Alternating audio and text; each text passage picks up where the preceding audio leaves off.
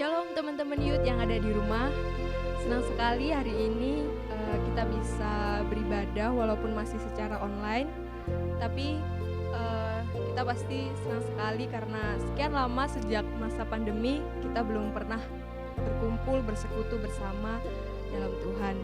Sekarang saatnya kita siapkan hati kita untuk menyembah Tuhan.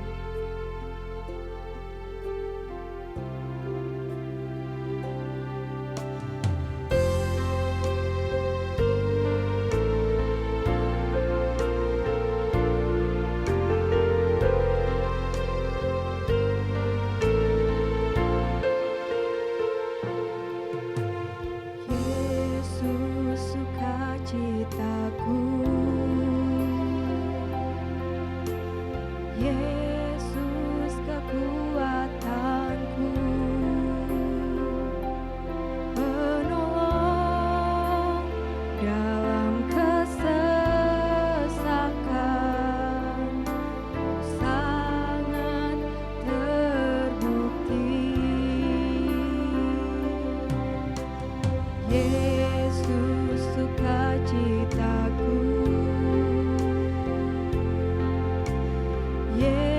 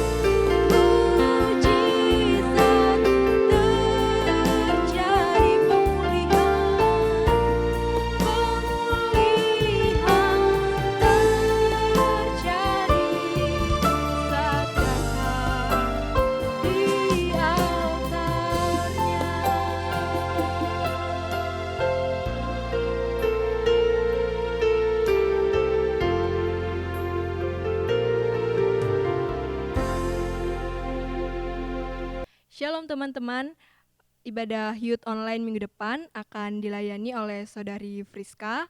Perekaman ibadah Youth nantinya akan dilaksanakan setiap hari Rabu jam 10 pagi.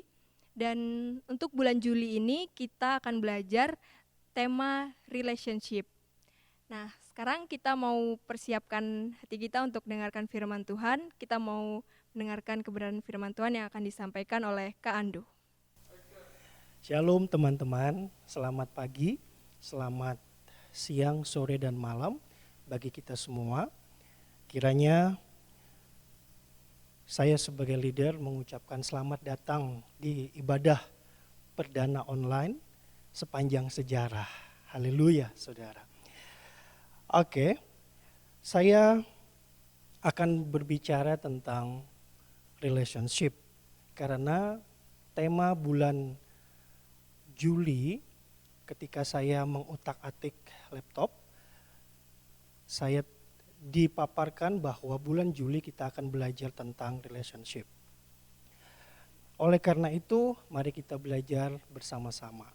Namun, izinkan saya menyapa saudara dan meminta maaf karena mungkin ibadah ini adalah ibadah yang sedikit terlambat karena jujur saja saya sebagai leader sedang pribadi saya di tengah kondisi pandemi ada satu kejadian di mana saya harus berusaha merintis usaha sendiri dan fokus saya utamakan prioritaskan ke situ dulu sambil memikirkan bagaimana caranya dan bagaimana syarat ketentuan bahkan juga belajar dari media-media untuk menjadikan media online ibadah streaming ini dapat didengar dengan baik dan layak untuk dipresentasikan. Ya, jadi saya meminta maaf, dimaafkan ya teman-teman ya.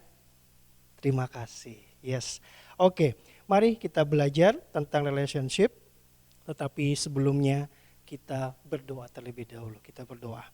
Bapak, terima kasih karena kasih setiamu kami boleh berada di tempat ini bersama-sama Tuhan untuk belajar mengenai relationship melalui firman-Mu. Berkati teman-teman yang menyaksikan secara online, berikan mereka konsentrasi beberapa menit ke depan, dan kiranya Roh Kudus-Mu menyertai kami semua, sehingga apa yang hamba sampaikan Tuhan menjadi berkat, dimengerti dan kami dapat melakukan kebenaran firman Tuhan, dan semakin diperbarui kehidupan kami seturut kehendak-Mu. Terima kasih Bapa, ini doa kami dalam nama Tuhan Yesus.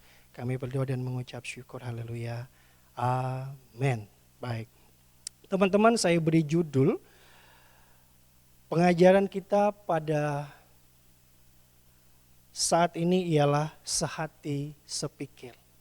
Mari kita buka ayat pembimbing kita dari surat Filipi pasal 1 sampai 3.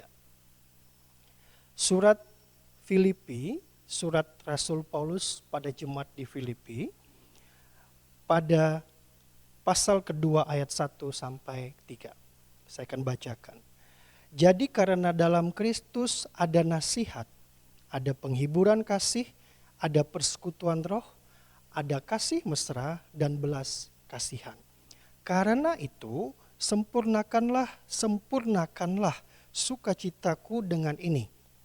Hendaklah kamu sehati sepikir dalam satu kasih, satu jiwa, satu tujuan, dengan tidak mencari keuntungan, kepentingan sendiri atau puji-pujian yang sia-sia. Sebaliknya, hendaklah dengan rendah hati yang seorang menganggap yang lain lebih utama daripada dirinya sendiri. Mari kita garis bawahi kata hendaklah kamu sehati sepikir. Teman-teman, pada waktu saya merenungkan kebenaran firman Tuhan ini, ada satu yang menjadi fokus saya, di mana Rasul Paulus menuliskan surat ini ketika dia berada dalam situasi dan kondisi yang jauh dari zona nyaman. Artinya dia berada di dalam penjara. Teman-teman, kita mengetahui sendiri, itu sudah pengetahuan umum. Kalau seseorang di dalam penjara, biasanya kebebasannya sangatlah dibatasi. Nah, oleh sebab itu Rasul Paulus menulis surat ini pada dia waktu di penjara dan dia masih memikirkan jemaat-jemaat yang dia rintis, baik itu di Filipi, di Korintus, di Galatia, dan masih banyak lagi. Kenapa ya kok bisa? Nah, ketika saya menyelidiki, rupanya Rasul Paulus memang dia dipanggil untuk menjadi panggilan seorang rasul. Tetapi Tuhan juga memberikan juga sesuatu beban di dalam hati dan jiwa dan pikirannya bahwa dia harus mengikuti kehendak Tuhan. Apakah itu kehendak Tuhan? Yaitu dia sehati sepikir dengan kehendak Tuhan, yaitu untuk memberitakan Injil kebenaran firman Tuhan. Nah, untuk mengetahui lebih dalam lagi apa yang dimaksud dengan sehati sepikir yang dimaksud oleh Rasul Paulus pada saat itu adalah kita harus belajar bagaimana situasi dan kondisi di saat jemaat yang ada di Filipi. Sebagaimana tertulis dalam pasal yang pertama bahwa jemaat Filipi ini, saudara teman-teman, dia sudah ada diaken, penilik jemaat dan jemaat-jemaat yang lain. Jadi berdasarkan data, jemaat yang ada di Filipi ini sedikit sekali orang Yahudi. Jadi kebanyakan orang-orang yang percaya Yesus juga orang-orang Yunani. Jadi intinya bukan orang-orang Yahudi. Nah, pada saat itu terjadi yang namanya karena pelayanan ini mula-mula, jadi pelayanan ini saudara-saudara teman-teman dilayani oleh orang-orang yang benar-benar cinta Tuhan. Nah, kata sehati sepikir ini maksudnya adalah di mana pelayan-pelayan Tuhan itu saling memberikan yang terbaik kepada Tuhan. Mereka ingin melayani lebih, tetapi di dalam ide dan pemikiran mereka ada satu pertentangan yang terjadi, teman-teman. Jadi kalau misalnya jemaat Filipi, katakan diakennya itu Zefanya, saudara. Lalu jemaat yang penilik jemaatnya juga ada jemaat lagi yang berpengaruh, misalnya Ibu Monica, saudara. Nah, mereka ini tidak sehati. Memang tujuan mereka baik, benar, yaitu untuk memajukan pelayanan yang ada. Tetapi karena mereka ini masih ada rasa kepingin dihormati, masih merasa aku yang lebih hebat, aku yang lebih kuat. Rasul Paulus mencoba menegur bahwa itu tidak baik loh. Kita itu makanya di dalam ayat kita baca ya, ayat yang ke-1 terutama yang kedua. Karena itu sempurnakanlah sukacitaku. Sebenarnya Rasul Paulus itu dia sudah bersukacita karena jemaat yang ada di Filipi ini mempunyai satu pelayanan yang baik. Tetapi kata Rasul Paulus, sempurnakanlah. Artinya, kalau kamu tidak sehati sepikir, aku tidak sempurna loh sukacitaku. Begitu teman-teman kira-kira. Nah, teman-teman, ada dalam menjalin satu hubungan, ya. Dalam menjalin satu hubungan ada yang namanya hukum atau prinsip dasar. Apakah itu? Prinsip dasar dalam melayani, dalam menjalin hubungan adalah mengutamakan kepentingan orang lain. Kita tidak bisa melayani tetapi kita tidak mengutamakan kepentingan orang lain. Kita tidak bisa melayani dengan kata lain, kita tidak bisa melayani itu menang sendiri, enggak. Ada saat di mana kita mengalah. Nah, ini yang saya maksud.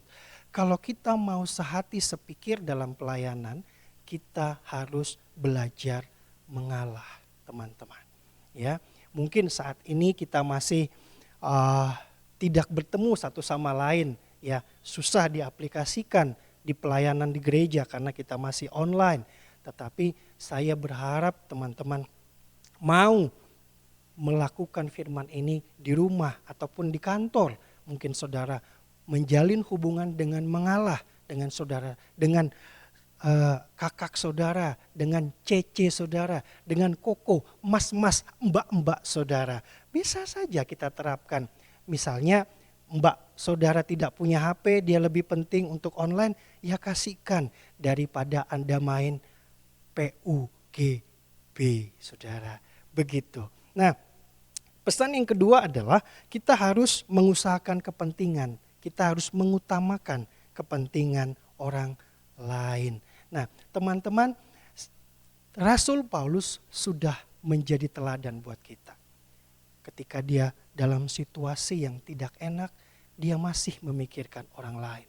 Dia masih mengutamakan kepentingan orang lain.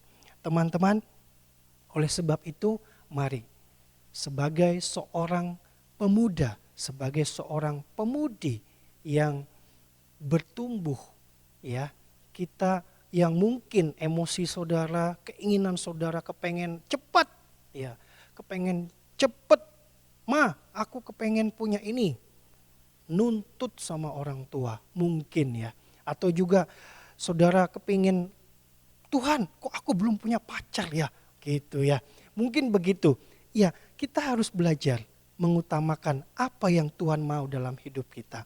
Mungkin juga saudara-saudara dalam pelayanan, ya sering ya Kak Ando bagi tugas itu di dalam sesi kelompok. Nah itu teman-teman saya masih ingat bagaimana dalam pembagian pujian kadang-kadang teman-teman gontok-gontokan ya. Saya pilih ini, saya pilih lagu ini yang terbaik mungkin. Tetapi teman-teman mau mengalah. Itu adalah salah satu contoh teman-teman ya. Baik, oleh karena itu kita sebagai makhluk sosial ya yang sudah menjadi kodrat, mari teman-teman, kita tidak dapat hidup sendiri. Kita harus dapat hidup juga mengutamakan kepentingan orang lain di dalam menjalin satu hubungan. Ya, teman-teman, coba kita bayangkan. Ini adalah statement saya yang terakhir. Bagaimana Yesus, dia yang dari sorga telah turun ke dunia. Dia mengasihi kita. Dia rela memperbaiki hubungan manusia yang rusak dengan Allah. Dia mengutamakan, mungkin bahasanya agak susah dimengerti. Tetapi teman-teman semoga mengerti apa yang saya maksud. Tuhan tidak diam saja di sorga untuk melihat manusia mati dalam neraka. Tetapi dia lebih memilih untuk datang ke dunia untuk menebus dosa-dosa. Menebus kita dari dosa-dosa. Bahkan dia mengirimkan penolong, yaitu Roh Kudus, agar kita teman-teman hidup seturut kehendaknya. Teman-teman, mari sekali lagi saya berpesan, mari kita sehati sepikir dengan orang tua, sehati sepikir dengan teman-teman, sehati sepikir dengan rekan sekerja kita, dengan cara mengutamakan kepentingan orang lain atau juga mengalah. Bukankah itu yang dikehendaki oleh Tuhan di dalam Kristus Yesus? Terima kasih teman-teman. Tuhan Yesus memberkati. Kita berdoa. Bapa, terima kasih hamba sudah menyampaikan kebenaran firman-Mu. Kiranya kami boleh Tuhan di dalam kehidupan sehari-hari kami belajar untuk menjalin hubungan dengan sesama kami dengan cara mengalah atau dengan cara juga Tuhan mengutamakan kepentingan orang lain. Sehingga kami tidak mementingkan kepentingan kami sendiri. Sehingga kami dapat sehati sepikir dengan orang-orang, dengan rekan sekerja sepelayanan, juga dengan kedua orang tua dan saudara-saudara kami. Roh Kudus tolong kami untuk melakukan kebenaran firman-Mu. Dalam nama Tuhan Yesus kami berdoa mengucap syukur.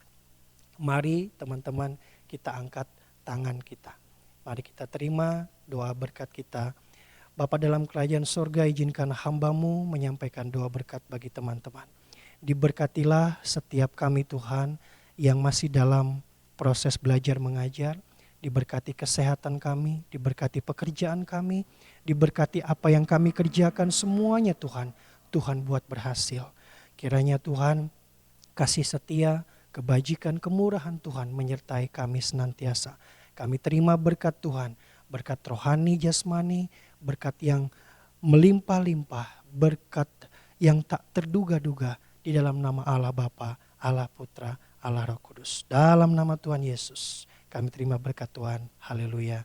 Amin. Selamat hari Sabtu teman-teman, Tuhan Yesus memberkati.